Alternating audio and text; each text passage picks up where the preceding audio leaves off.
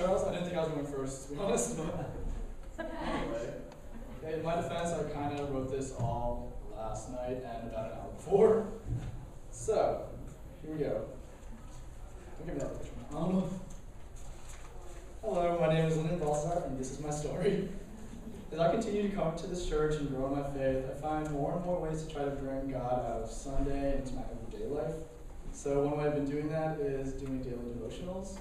So usually I try and usually fail to wake up early right before class and go to ourdailybrand.com and read the verses and the message and just try to remember it throughout the day and try to apply it. But usually I forget to read it and I end up reading it during class, and while I'm balancing taking notes and reading the message, I usually forget what it is. So I actually made it a habit to write it down on my hand, so I can always just remember, oh, what did I just read? And I just take a look and oh yeah, which is actually a really good idea. You should probably do it. Anyway, I was taking this. Anyway, that's what I've been doing recently. But the real story is about a devotional I read about 2 weeks ago. The title was Tiny Island, and the verses I read were in Titus 3, and it was verses 1 through 7, but there's really only the first two verses that meant anything. It said, the title of the verses was Saved in Order to Do Good, and it said, remind the people to be subjects to rulers and authorities, to be obedient, and to be ready to do whatever is good, to slander no one, to be peaceable and considerate, and always be gentle towards everyone. Now, the rest of the devotional I really kind of don't remember, but one of the things that it said was, and you guys may have seen this when I put it on Twitter and Facebook, our lives may be the only Bible some people read. The world knows that Christians are supposed to be different. If we are cantankerous, self-absorbed, and rude, what will others think about Christ and the gospel we share? And that kind of spoke a lot to me. I've never really considered myself a terribly religious person, and even now I don't really consider myself a book-smart Christian. I mean, I can't tell you what happened to who, or what story was that, or things that people have done. And in fact, I still have to kind of look at the index to figure out where the books are. But what I lack in knowledge, I try to make up for in how I act every day. And that phrase, the phrase that I just said, our lives may be the only Bible that some people read, really put a lot of things in perspective for me. All the God and Bible knowledge in the world really means nothing if you don't put it into practice. Faith without works is dead. How you act every day is an example, and it should represent the kindness and mercy that God showed us. It was really reassuring to me. I mean, we all know I'm a horrendously awkward person, even as I'm standing up here. But generally, I try to be a nice, patient, accommodating person as well. But sometimes it gets really hard for me to keep it that way. Sometimes I don't think there's really a point in being nice. It's half the time people don't really appreciate it, and really it just kind of hurts me and puts more stress in my life. But I've learned that's really not an excuse, because first impressions are really everything, and how you first act towards someone can really influence what the person thinks of not only you, but the whole group, who you associate yourself with, your group, your family, your friends, or even your church. So what I want to do is I want to act like the person Jesus gave his life for. Maybe I'll end up never seeing this person again, or it won't really make a difference, or it wouldn't really matter. But does everyone remember that one retreat we had with Pastor Ken? It was one of the talks he said was about being an icon for Christ. So how do you want the world to view Christianity? Do you want to be remembered through your acts of faith and kindness, or through selfishness and rudeness? I think we should model Christ in our lives and demonstrate God's love through loving others. I don't know if anyone has the same thought that I sometimes do, but every once in a while I think, I'm just one person. What difference could I possibly make? Well, the smallest acts of kindness could actually turn around someone's day or week or even their month, life or year. Right? But don't believe that you can't affect the world. You just can't do it all at once.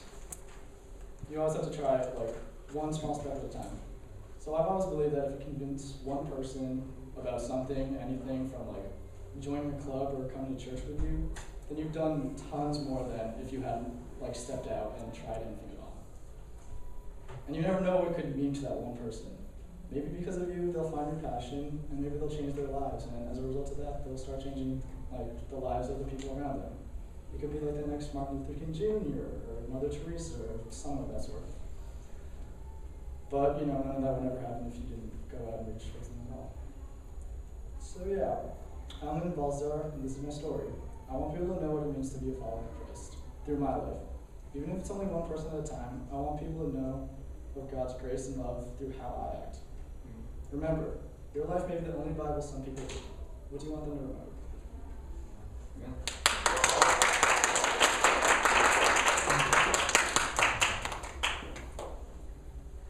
Who's next?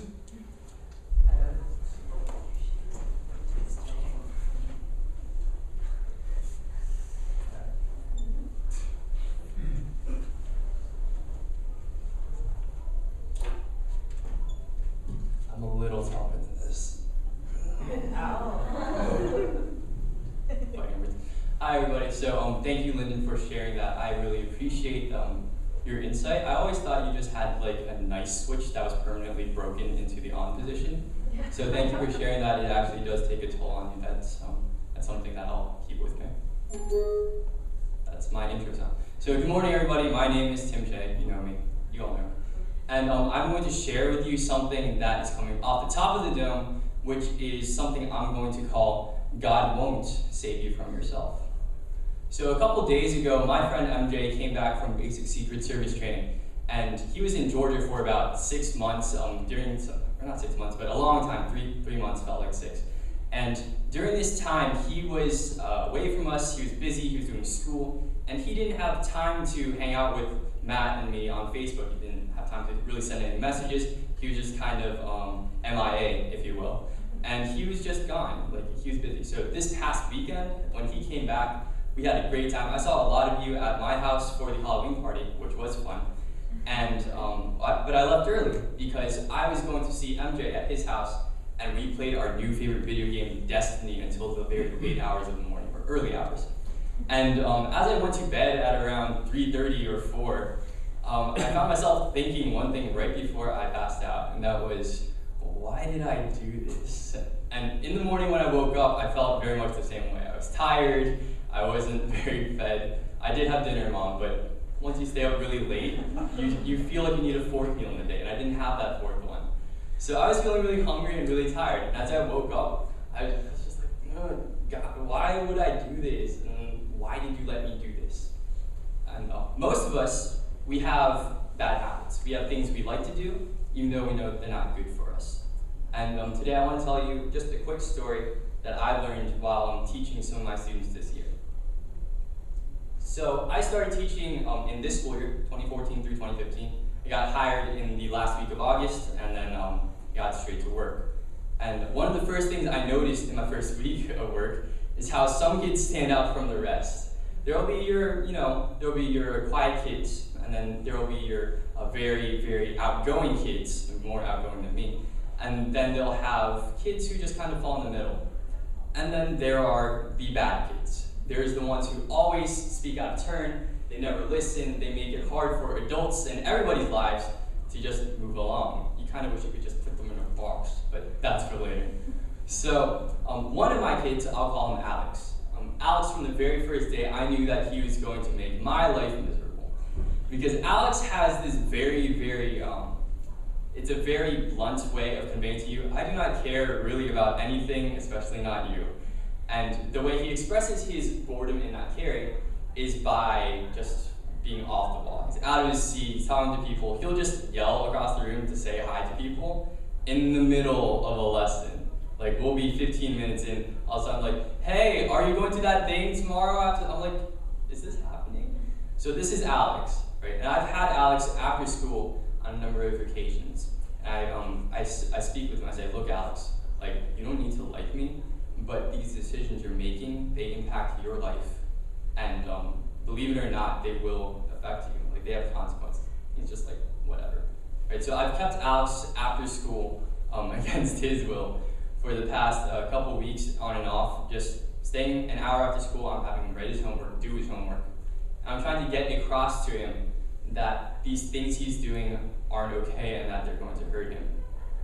Just a couple of days ago at a teacher meeting, it was brought to my attention that Alex, who is, I think, honestly, the smartest kid in our school, Alex is being moved out of the honors program, so he's moved out of honors classes and he's just going to be dropped to general population. For those of you who know, who don't know what that means, what that really means is he's going to be put in an environment where the kids aren't trying. Because, let's face it, in today's education system, honors might just mean regular, and regular just mean like kids who really aren't trying or kids who are at a very low level, right? That's where we are right now. Everything's just one tier. It's like, in clothing stores when they say like, oh, you're a small, or you're a double small. They're trying to size it up. That's the way we do it with our classes. So he's being moved from our honors classes to our regular classes. And it might not seem like a big deal for most people. Most people who don't know Alex will be like, well, good. That kid can't bother the 29 other kids anymore. He can't wreck their educations. Those kids get to actually learn. But the thing that I see, which is something I hope I'm wrong about, is that Alex has just started what I believe will be a slide to a low point in his life. Kids like Alex, kids who go out of school, they don't have second chances once they start staying out of the system, right? Because if you don't stay with the school system, if you don't stay with the system in life, that's breaking the law, that's going to jail. If you read up on it, you'll find that kids who don't stay in school very much don't really lead amazing lives. Some of them go on to be our celebrities that we know and love, but not everybody can be that college dropout who makes billions, right? That's not normally how it works. So I tell you this story about Alex because as I saw Alex self-destruct, and as I saw Alex not try and just waste away his talent, I found myself seeing a little bit of myself in him. The things I was telling himself, or the things I was telling him, were things I was telling myself. Lots of things like, you need to be trying, you're better than this, you have so much more potential, why are you wasting your life? And I would always go home after talking to him, and then I would realize it wasn't just him I was talking to, it wasn't just him I was trying to save. And then as I go home and as I pray night and day, wondering why God doesn't just like squeeze his heart and make it grow 10 times larger like the Grinch, and why he's not suddenly being touched, I realized that there's this little thing we all have called free will. And part of that means that God can nudge your heart, but he won't throw it in the direction that you should take. Like, that's your job. So, teaching Alex and teaching all my kids, I started to learn that when you make choices, they're the choices you have to live with, and oftentimes even the most well-meaning of people can't save you from yourself. Right? Only you can do that. To close, because I will ramble, but to close, there's this one song by Paramore, and it's called Careful. And it's a song about being bold, taking those risks, taking those chances that you need to, and doing things you have to in order to get ahead, or just to make it in life. And most of the lyrics go, you can't be too careful anymore. But one of the lines that has always stuck with me is, the truth never set me free, so I did it myself. In traditional scripture, we're taught that you shall know the truth, and the truth shall set you free. But I've had all this knowledge all my life, and it has never set me free. Right? The truth alone cannot set you free, because you have to accept it. Right? People can hear the truth and just go on their day and not have their lives changed at all. So, the truth never set me free. I need to do that. Thank you.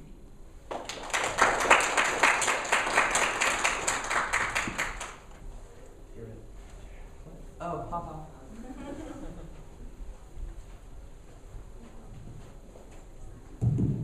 This one's on too. Alright, so one thing we're also doing is that for a couple of us, for my father and myself, we're going to share songs that are related to what we're thinking. So since my message was mostly about self-salvation, self-help, and just turning your life around, I picked a song that reminds me of The Mistakes. I love the opening lyrics because they mention how many times we can mess up and how many times we can fail. And the chorus just really brings it home to me that But when you make that change, it can't just be, oh, well, today I'm going to do devotion in the morning, or I'm going to wake up 10 minutes earlier. It really has to be something from the inside that changes within you, and that'll show in the outward way you act.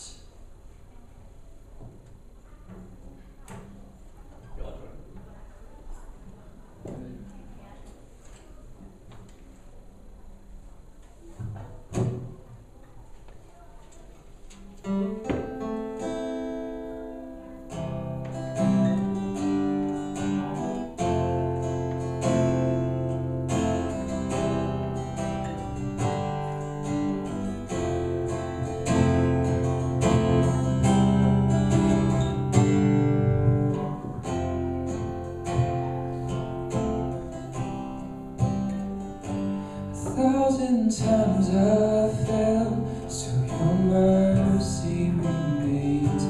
When I stumble again, I'm caught in your grace. Everlasting, your light will shine when all else fades. Never-ending, your glory goes beyond all fame.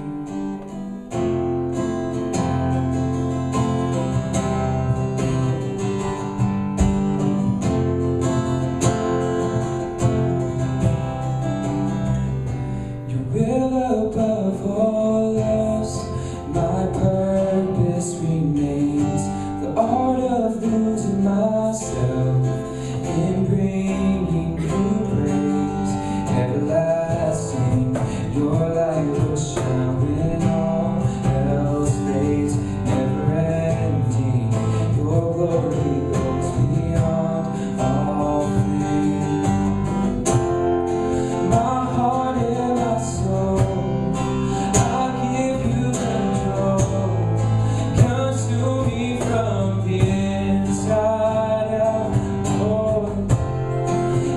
justice and praise become my embrace, to love you from the inside out. Your will above all else, my purpose remains. The art of